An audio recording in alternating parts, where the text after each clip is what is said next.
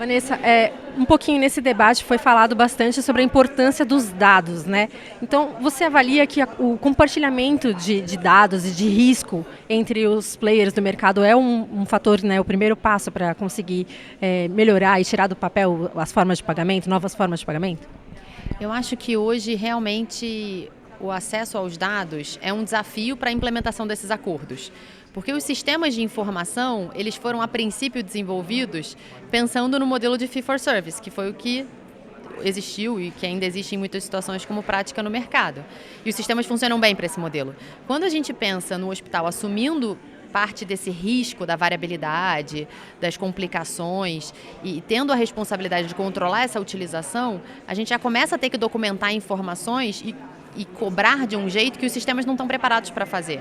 Então acaba exigindo um trabalho muito manual dos hospitais de controlar essas informações. Então, por exemplo, de quais foram os motivos de readmissão dos pacientes e como isso implica em cobrança, se está dentro do pacote original de uma cirurgia que foi feita ou se vai implicar numa cobrança adicional. Então, acho que existe aí uma necessidade de desenvolvimento de sistema de informação e a adequação dos sistemas que a gente usa hoje, até para viabilizar a implementação desses acordos em massa. Então, isso sim.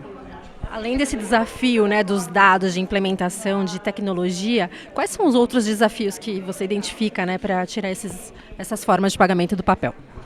Eu acho que tem um outro aspecto, quando a gente fala de pagamento por valor, que é talvez uma evolução do que se falava no passado de pagamento por performance, mas tem aspectos parecidos, que é a definição do que é esse valor para os pacientes, em especial, e pelo que as operadoras vão pagar, né? Imagina então que a gente vai fechar um acordo de pagamento baseado em valor para uma condição clínica específica. O que eu defino que é valor? Como é que eu acompanho isso ao longo do tempo? Depois de quanto tempo eu digo que eu atingi o que era esperado de valor para aqueles pacientes?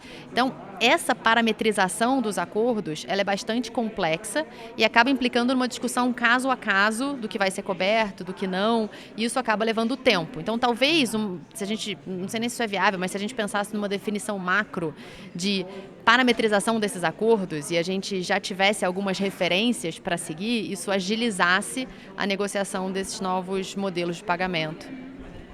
Durante o painel você comentou também que os hospitais poderiam ser responsáveis por isso, né? E até pelo Einstein, acho que vocês têm alguns projetos nesse sentido. Você poderia falar um pouquinho mais sobre isso? Qual seria a responsabilidade e como é que seria o papel dos outros players nesse segmento? Isso foi muito na questão do pagamento por performance negociado com as operadoras, mas não só pagamento por performance, né? Imagina que o hospital negocia um novo modelo de remuneração em que ele assume parte do risco. Ou seja, eu negocio, por exemplo, um pacote para um procedimento cirúrgico com garantias, o que significa que se esse paciente tiver qualquer complicação relacionada ao procedimento em até 30 dias, isso está coberto dentro do pacote original. Então, o hospital já assumiu esse risco. Isso torna possível negociar uma parte desse risco com o fabricante. Vamos imaginar que tenha um material médico envolvido, um OPME envolvido na realização desse procedimento. Se eu precisar fazer uma nova cirurgia e usar um novo OPME, eu poderia negociar com o fabricante que isso não seja pago, por exemplo. Então, é como se o hospital que está assumindo risco nos novos modelos de remuneração dividisse esse risco com os fabricantes.